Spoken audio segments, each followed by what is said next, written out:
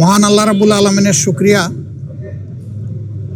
যে আমরা একটি নৈতিক দায়িত্ব পালন করার জন্য এখানে এসেছিলাম। আমরা সবাই জানি বিএনপি চেয়ারপারসন সাবেক প্রধানমন্ত্রী বেগম খালেদা জিয়া তিনি জাতিকে তিনবার নির্বাচিত প্রধানমন্ত্রী হিসাবে নেতৃত্ব দিয়েছেন। এর বাইরেও তার একটি সংগ্রামী আপসহীন জীবন ছিল।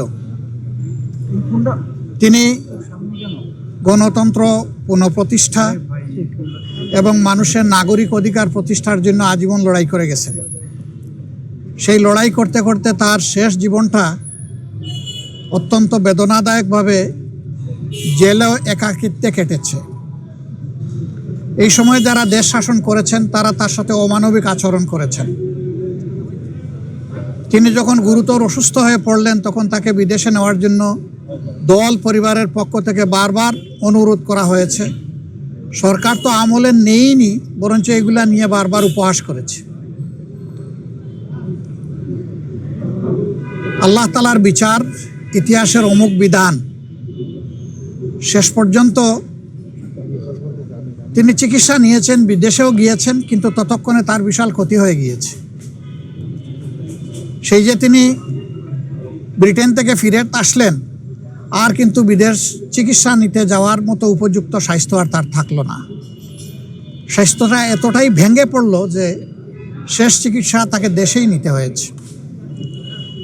এই ক্ষেত্রে আমরা তার আত্মার মাগফিরাত কামনা করি। মহান রাব্বুল আলামিনের দরবারে দোয়া করি আল্লাহ তার বান্দির উপরে রহম করুন এবং জান্নাতের সর্বোচ্চ দরজা তাকে দান করুন।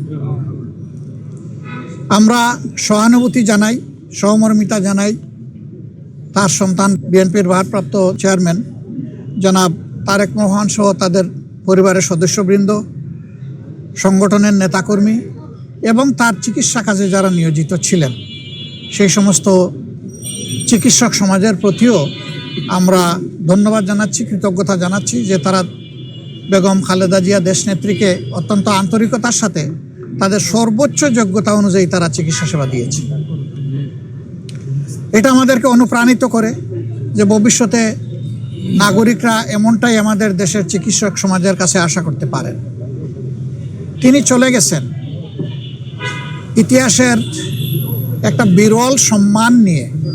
তার শেষ বিদায় সম্বর্ধনা অনুষ্ঠিত হয়েছে গতকাল এবং মানুষ আবেগ দিয়ে, চোখের পানি দিয়েই তাকে বিদায় দিয়েছে। এইটা তার পাওনা ছিল। উনি জাতির জন্য যে অবদান রেখেছেন তিনি তার পাওনাটাই আল্লাহর পক্ষ থেকে পেয়েছেন। তার এই পাওনা দেখে আমরাও অনুপ্রাণিত হই। আমরাও যদি জাতির জন্য সেরকমটা অবদান রাখতে পারি, হয়তোবা এদেশের মানুষ আমাদেরকে এইরকমই একদিন বিদায় দেবে। এটা সবার কপালে জুটে না। এই সম্মানটা পাওয়া, মানুষের চোখের পানি দিয়ে বিদায় সম্বর্ধনা পাওয়া, এটা বিশাল ব্যাপার। আমরা এই জন্য আল্লাহ রাব্বুল আলামিনের শুকরিয়া আদায় করি যে তিনি তার বান্দির প্রতি রহমশীল হয়েছেন। দেশ এখন একটা গুরুত্বপূর্ণ বাঁকে আছে। আগামী নির্বাচন অনুষ্ঠিত হবে একই দিনে, জাতীয় সংসদ নির্বাচন এবং গণভোট। সংস্কারের জন্য গণভোট আর সরকার গঠনের জন্য সাধারণ নির্বাচন। 12 তারিখের এই নির্বাচন নির্বিঘ্ন হোক, সুন্দর হোক এবং গ্রহণযোগ্য হোক, আমরা এটা দোয়া করি। আজকে এই বিষয় নিয়ে আমরা আলাপ আলোচনা করেছি এবং আমরা এটাও বলেছি, প্রিয় দেশের স্বার্থে অতীতে আমরা একসাথে কাজ করেছি, আগামীতেও দেশের স্বার্থে ইনশাল্লাহ আমরা একসাথে কাজ করব। তারেক রহমান সাহেব সহ বিএনপির নেতৃবৃন্দ একই আকাঙ্ক্ষা ব্যক্ত করেছেন, আমরাও একই আকাঙ্ক্ষা ব্যক্ত করেছি। এমনকি আমরা এটাও বলেছি যে 5টা বছরের জন্য জাতির স্থিতিশীলতার স্বার্থে একটা সুন্দর পরিবেশ ফিরিয়ে আনার স্বার্থে আমরা সবাই মিলেমিশে ভালো কোনো চিন্তা করতে পারি কিনা সেটাও আমাদের চিন্তা করা দরকার। এবং আমরা এটাও বলেছি, নির্বাচনের পরপরই, সরকার গঠনের আগেই আমরা ইনশাল্লাহ বসবো, খোলা মনে কথা বলবো, জাতির জন্য আমরা চিন্তা করব, জাতির জন্য আমরা সিদ্ধান্ত নিব।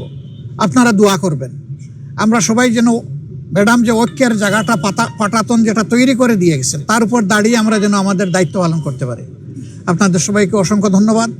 আবারও ম্যাডামের আত্মার মাগফিরাত কামনা করছি এবং শোক সন্তপ্ত পরিবার, তার আপনজন, প্রিয়জন, তার সহকর্মীবৃন্দ তথা দেশবাসীর প্রতি আমরা গভীর সমবেদনা জ্ঞাপন করছি। আসসালামু আলাইকুম ওয়া রাহমাতুল্লাহ।